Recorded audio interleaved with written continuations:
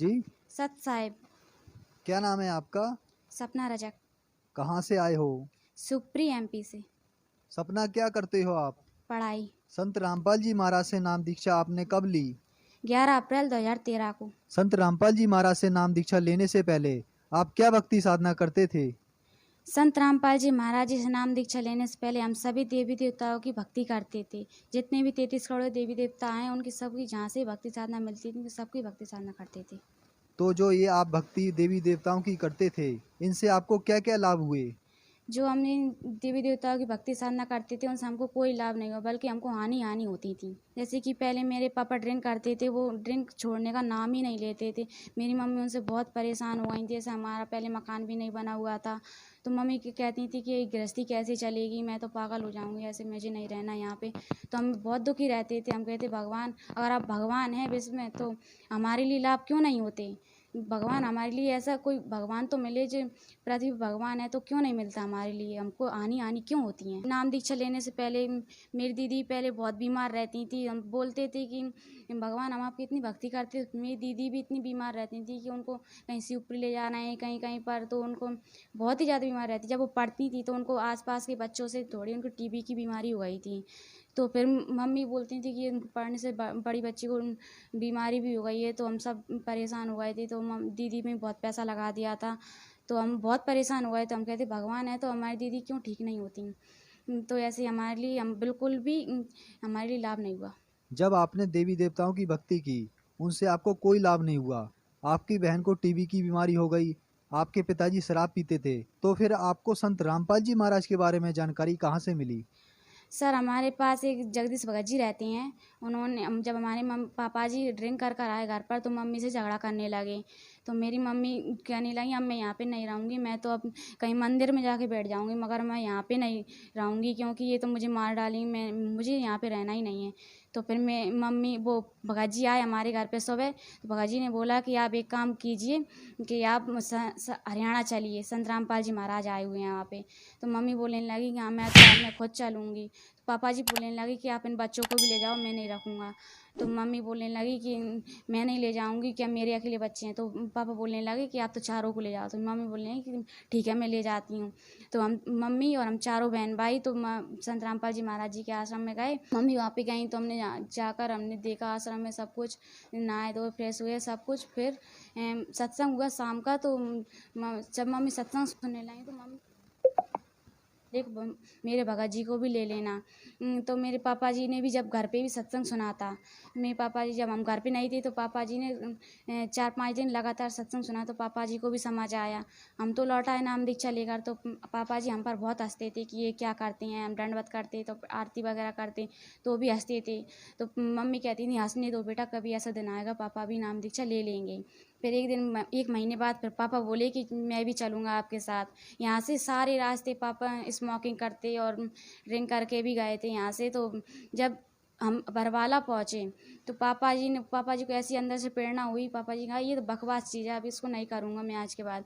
पापा जी ने आश्रम के अंदर प्रवेश होते ही वो सब कुछ बाहर फेंक दिया और जाकर संत रामपाल जी महाराज जी से नाम दीक्षा ले ली। हम संत रामपाल जी महाराज के लाखों अनुयायियों से जब मिलते हैं, तो उनसे हमें यह जानने को मिलता है कि उनको बहुत सारे चमत्कार तथा लाभ प्राप्त हुए। क्या आपके साथ भी कुछ ऐसा हुआ? हाँ जी सर, पहले मेरे पापा बहुत ड्रिंक करते थे।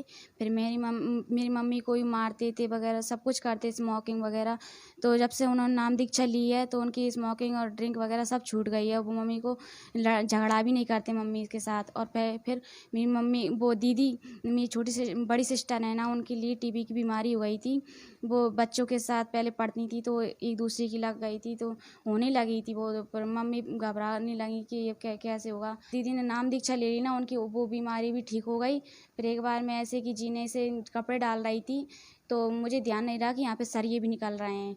तो एकदम मेरा पैर नीचे पड़ गया, उस छत पे ना रखते हुए नीचे पड़ा। तो मैं नीचे जाकर गिरी और सीधी खड़ी हो गई। और छत से जैसे सरिये निकल रहे थे तो मेरा सिर जैसे सरियों में टकरा था। मगर उस दिन मैं संत रामपाल जी महाराज जी से नाम दीक्षा ली हुई थी। अगर उस दिन मैंने संत रामपाल जी महाराज जी से नाम दीक्षा नहीं ली होती तो उस दिन भी मेरे साथ कुछ ना कुछ होता। और पहले हमारा अशोकनगर का प्लॉट नहीं बिच रहा था। जब पापा जी कहने लगे ये प्लॉट नहीं बिचेगा तो हमारा मकान कैसे बनेगा, तो फिर एक दिन पापा जी के पास ग्राहक आए लेने के लिए, तो उन्होंने कहा 2.5 लाख रुपए लगाया। तो पापा जी ने वो बेच दिया मकान वहाँ का, क्योंकि यहाँ बदरवास वाला मकान बनाना था हमारे लिए। तो फिर पापा जी ने वो प्लॉट बेच दिया, तो वहाँ पे बचे सिर्फ 1,70,000 रुपये। तो पापा जी बोलने लगे अब ये इतने से पैसों में मकान कैसे बनेगा। तो पापा जी ने कहा जो भी देखा जाएगा, परमात्मा सब दया करते हैं। तो पापा जी ने यहाँ का भी मकान गिरा दिया और बनाने लगे। तो ऐसे ऐसे भगत जी हमको पता भी नहीं चला कि 10 लाख रुपए लग गए उस मकान में, कि कहाँ से आए। हम सभी पूरा परिवार हम शौकते थे उस घटना को सोचकर कि हमें परमात्मा इतना बड़ा लाभ भी दे सकते हैं कभी। और सबसे और आध्यात्मिक लाभ हुआ, शारीरिक लाभ बहुत हमें लाभ हुए। और उसके बाद मेरी मम्मी को बवासीर की बीमारी भी हो गई थी, वो कहीं पर भी ठीक नहीं हो रही थी। तो संत रामपाल जी महाराज जी से नाम दीक्षा ली, तो वो मेरी मम्मी की बवासीर की बीमारी ठीक हो गई। पहले ना मुझे भूत प्रेत की बाधा थी, जो पहले मुझे पता ही नहीं था यम की दूत क्या होती है, मगर अब संत रामपाल जी महाराज जी से मैं नाम दी चली, मुझे पता चली कि यम की दूत होती हैं। पहले वो कोई छाया सी आती थी और मेरा गला दबाती थी। मैं रात के करीब 11-12 बजे तक, तो मैं सोती थी, मुझे पता लगता मेरे की दिखाई नहीं देता मुझे कौन मेरा गला दबा रहा है, सांस भी दब जाती थी। तो मैं कहती थी हे परमात्मा आप भगवान हैं तो मुझे बचाइए ना। मैं डर की वजह से अपने मम्मी पापा को भी नहीं बोलती थी। और संत रामपाल जी महाराज जी से नाम दीक्षा लेने के बाद मेरी भूत प्रेत की बाधा थी वो भी ठीक हो गई। आज हमारा पूरा परिवार संत रामपाल जी महाराज जी से नाम दीक्षा लिए हुआ है और सब भक्ति साधना करते हैं। आप कौन सी क्लास में पढ़ते हैं? क्लास 8। आपने बताया कि आप 8th क्लास में पढ़ते हैं और इस एज के बच्चे मूवी, म्यूजिक, कार्टून आदि में ज़्यादातर ध्यान देते हैं और आप संत रामपाल जी महाराज की भक्ति कर रहे हैं, तो क्या आपको इस उम्र में अजीब नहीं लगता? क्या आपके साथ के बच्चे आपको कुछ नहीं कहते? और देखिए सर, पहले तो मैं अगर हम भक्ति नहीं करते तो पहले मुझे भूत प्रेत ही बांधा थी। अगर मैं भक्ति नहीं करती तो मेरी तो आज डेथ हो ही जाती। वो भी संत रामपाल जी महाराज की दया से मैं आज बची हूँ। तो हमको ये भक्ति ज़रूरी है, फिर मूवीज़ वगैरह देखना ज़रूरी है। और जो भक्ति तो कौन नहीं करता है, एज से मतलब नहीं है। एज तो बुढ़ापे में ही करते हैं और जवानी में सब भक्ति करते हैं। तो बुढ़ापे में अगर भक्ति नहीं कर पाई जो लोगों ने, तो फिर वो क्या करेंगे। तो मेरा यही निवेदन है कि भक्ति ज़रूरी है। आपको संत रामपाल जी महाराज से नाम दीक्षा लेने के बाद बहुत सारे लाभ प्राप्त हुए, तो जो आज आपको सुन रहे हैं उनको आप क्या संदेश देना चाहते हैं? संदेश तो नहीं दे पाऊंगी, मैं उनसे निवेदन ही करूंगी कि पृथ्वी पर संत रामपाल जी महाराज आए हुए हैं, क्योंकि मनुष्य जन्म बहुत दुर्लभ है, ये बार बार नहीं मिलता। मनुष्य जन्म बहुत दुर्लभ है, मिले ना बारंबार, तरबर से पत्ता टूट गिरे बहुर न लगता डार। ये फिर बार बार जन्म नहीं मिलेगा, ना जाने फिर हम ये जन्म मिला है, फिर अगली बार हम कौन सी योनि में जाएंगे, कौन सी जन्म मिलेगा हमारे लिए, फिर भक्ति कहाँ से करेंगे। मनुष्य जन्म यही प्राइम टाइम है, इसमें गोल्डन चांस हमारे, इसमें भक्ति साधना कर लिया तो कर लिए, नहीं फिर बाद में नहीं कर पाएंगे। और सबसे बड़ी मेरी मांग मेरी हरियाणा सरकार और भारत सरकार से यही निवेदन है कि हमारे संत रामपाल जी महाराज जितने भी झूठे केस लगाए गए हैं वो निर्दोष हैं, उनको रिहा किया जाए।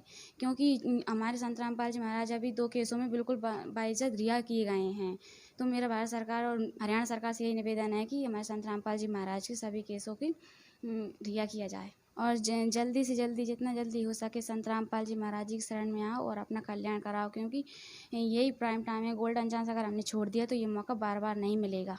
संत रामपाल जी महाराज की शरण में कैसे आ सकते हैं?